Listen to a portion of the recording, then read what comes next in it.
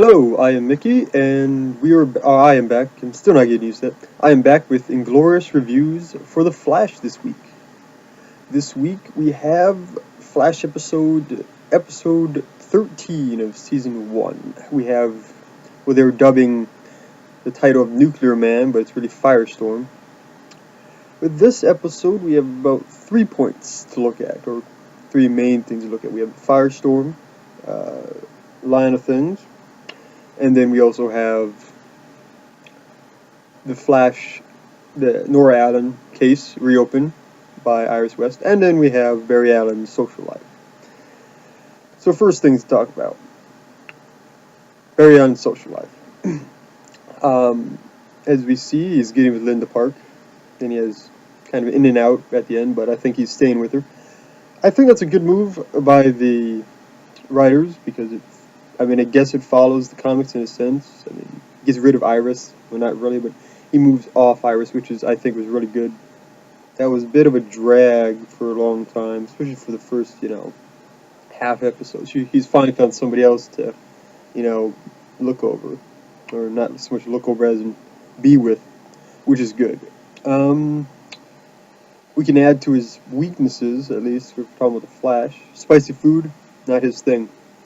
If you're a bad guy, go after him with chili peppers and spicy hot chilies and Indian food, maybe. But then he is a lady killer. Add 1+ to his powers. Kind of evens out, I think. So that's the end of that. Besides that Linda West is actually Wally West's girlfriend. That's beside the point, really. Let's see what else. Oh, yeah, next. The Nora Allen case. We see that Detective West is reopening it. And he figures out something that Barry Allen's blood is there. Why he reopened this case, I don't know. Probably because he's suspicious of Wells, rightly so. Because nobody actually knows who he is, except for a couple of us. So we see Barry Allen's blood. It gets shown up. I think this is where we get to confirm that whole scene in the first few episodes, or the intro that we see, the red and yellow, that's actually Reverse Flash and Barry Allen fighting. Because if you read the comics in any of the wiki pages, excuse me, it's Barry Allen actually goes back in time and he tries to stop the death of his mother, but mid fight he figures out, hey, wait a minute, this is going to disrupt everything. So he stops and his mother gets killed inevitably. I see that. I'm glad that the writers are actually going to bring this in, because this actually brings in the whole time travel idea. They haven't brought it in so much that it's a crazy thought, because they've had Reverse Flash, but it's not something that people are not suspecting.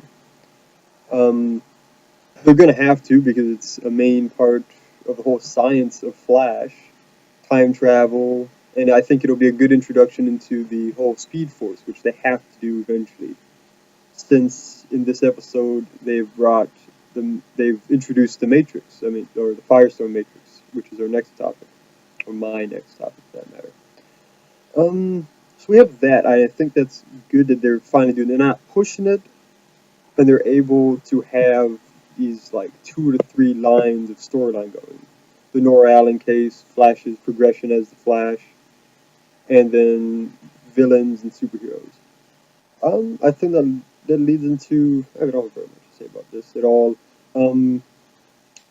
Is Firestorm, as we see that he's actually not Ronnie anymore. He's a merged Ronnie / Professor Stein, which is quite interesting. I like that they did it. They made him combine as one person through the particle accelerator, instead of his original TNT nuclear explosion, which would have been too complicated, I think, especially for a town especially for a modern age as we are. Nobody's gonna be lighting off nuclear explosions, just in the middle of nowhere. I did it in the 50s. So we've got that. I think something they said that how Professor Stein and Ronnie is the host, which is right. but they didn't show how they interact. I wish they had shown actually how the host Ronnie and Professor Stein interacted, because he is the host and he's been basically the brains. Because it's actually described that Ronnie is himself, but he actually sees Professor Stein's head, his image, but he can't do anything about it. All he hears is the thoughts, and that's what directs him to do all these things. So I wish they had done that more. But they did. I think they did a pretty good job of explaining that he's two people in one. He is Professor Stein, who's actually in a real body, moving around. He's not as chaotic as you would think he would be, which is quite interesting. Then at the end, we see Mr. General Elling, I think is his name, come back again. After his debacle with Plastique, now he's going after another nuclear explosion for somebody who can destroy things, just like the military generals do that, huh? Go after the big metahuman weapons. So we're gonna see a confrontation between that. I think we're gonna have that. So this episode we very much had a solo episode, not too many connections except for the Nora Allen case. And I think not so much the whole Firestorm idea, but the the whole case of introducing who Dr. Wells is. I think is going to be is something they're progressively doing, which is nice, and they're hinting on it that what Professor Wells is basically an anti-hero. He has secrets to hold because otherwise people might go a little crazy. I think it's nice that they're slowly moving at it, but they're hinting at, hey, look, this is going to be important.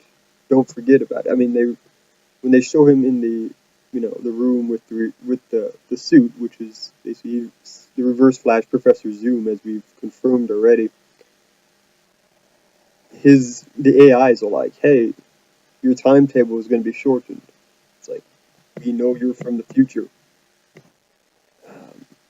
And then, so it's only a matter of time before they're going to have to. Harrison Wells is going to have to introduce himself.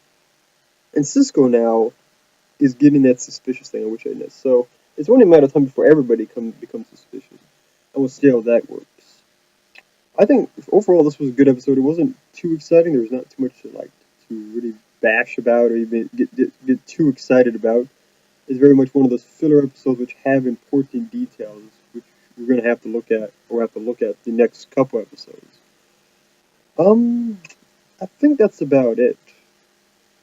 On a side note, off the Flash a little bit, if you've kept up with any of the comic stuff or any of the Sony, Marvel, DC stuff, you know that Spider-Man is going to join the Avengers in Civil War, Captain America. So that's going to be great, especially if Marvel has done what they've done before. It'll be a good movie. And Spider-Man will still have his rich solo movie, The Sinister Six. So we're assuming that Andrew Garfield, which personally in my opinion has been the best Spider-Man to date, hopefully Marvel makes a good choice and keeps him as Spider-Man even for Civil War. So we'll have just about everybody, or at least the semi-important people, because it's a movie. The other hint of news is on the February 25th episode, I think it is.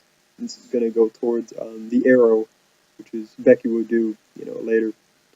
The Atom, watch for Ray Palmer and the Atom. He is going to show up. He's got the suit. He's going to use it. That's going to be exciting to see. And that's a little off tangent, but I thought I'd let you in on that. So, yeah. If you think I need to add anything to these reviews, please tell me. If you want to hear about anything or my opinion on things, just tell me. Comment. Message me. Anything along those lines. So yeah. Keep out a lookout for that on the Arrow. Flash.